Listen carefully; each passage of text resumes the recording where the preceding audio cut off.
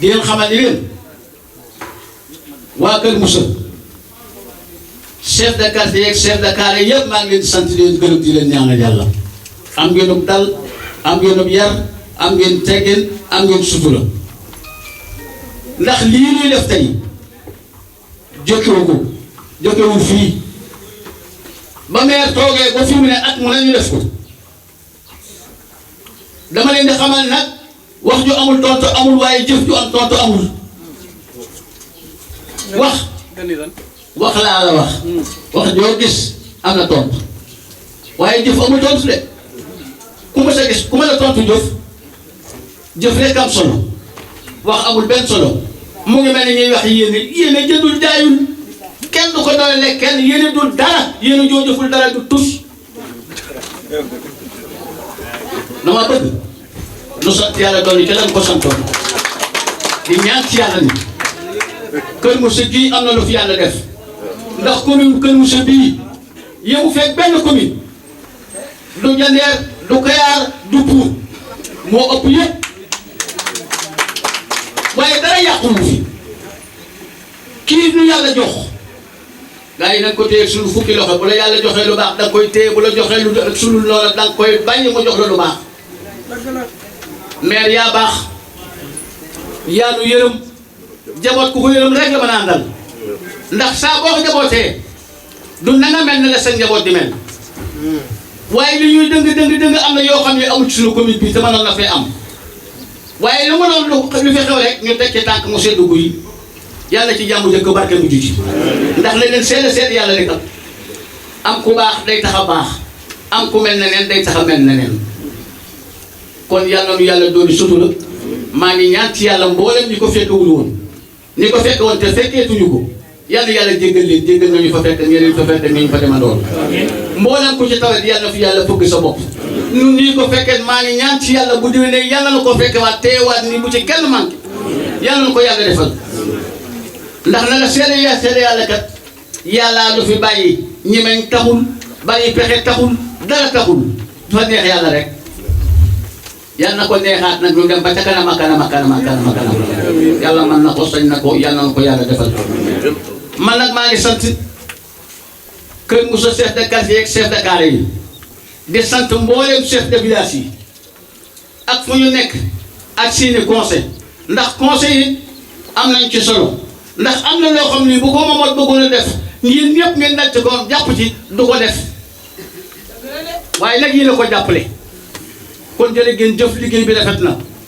fii ngeen teg seen tànk fee bu leen ko teggi bu ngeen ko teggiwul taxawu leen di ngeen àgg fi ngeen jëm. état moo xalaat ni kat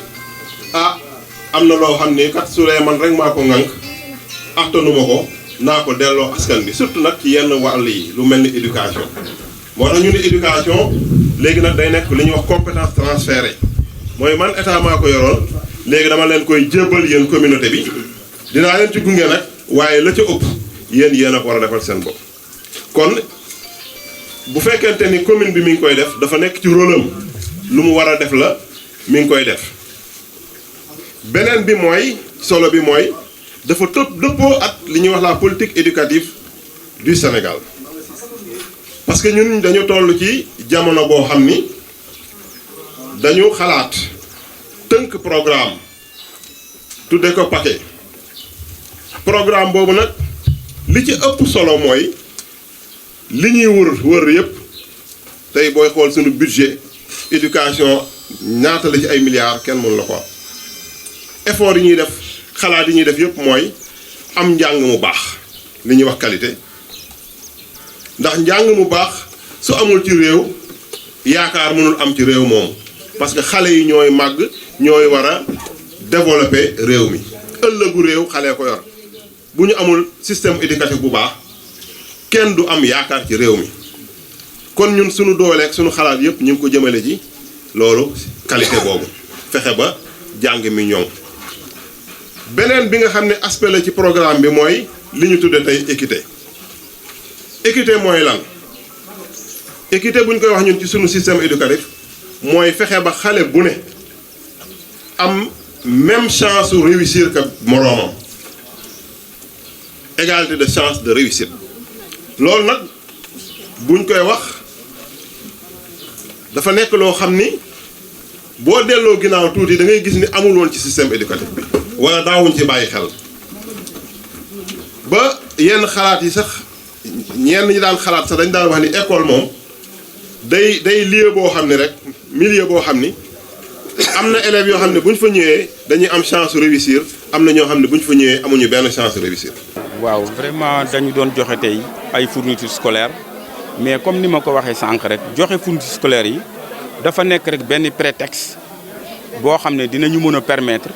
ñu mën a jàkkaarloo ak ñi nga xam ne ñooy jàngalekat yi mais jàkkaarloo ak ñi nga xam ne ñoo leen di contrôler muy waa inspection pour que vraiment li nga xam ne mooy problème mu l'école ñun ñëpp ñu mën a toog pour waxtaane ko ndax tey yaakaar naa ne yu bari génn na fi yoo xamante ne du sax wàllu ay cahier ay big ak yooyu non mais au-delà te loolu lu am solo la parce que dafay tax ñu mën toog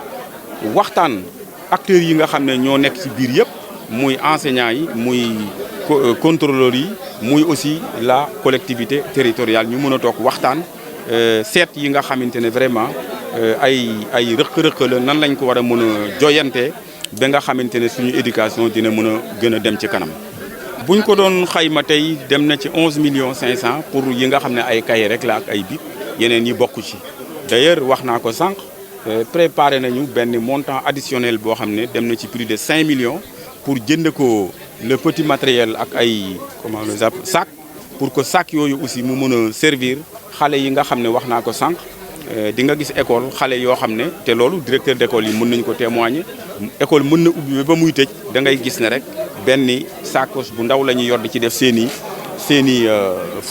i bagage te loolu aussi daf leen di xaw a marginaliser donc bon ñooñu dinañ ci def benn liggéey boo xam ne dina mën a tax bu ñu leen xamee ñu mun leen jàppale ci côté boobu ba ñu mën a am ay sac yoo xam ne dinañ ko mën a yóbbu. voilà xam naa ne tënk ko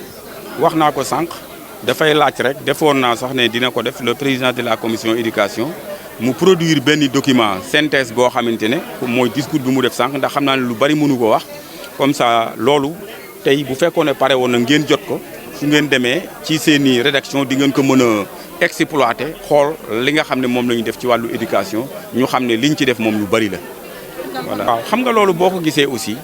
il faut ñu xam ne éducation dafa amul yemuwaay am na fu mu tàmbalee mais amul fu mu yem. man loolu laa gëm parce que man damay wax toujours ne système bi ma gis sax ñu di ko doxale mooy ne conseil départemental moo am compétence ci lycée yi wala CM yi non man gisewuma noonu te loolu proposé naa ko ci benn ndaje de haut niveau pour que ne war nañu xoolaat texte yi nan lañ koy changer parce que tey boo bëggee tabax tey jii benn CM wala benn lycée nga bëgg a suuf boo koy def fan nga koy jële da ngay dem gisi maire bi maire bi moo lay jox suuf donc naka la maire di mën a joxe suuf nga def fi l'école ba pare nga delluwaat ne amul compétence am donc c'est contradictoire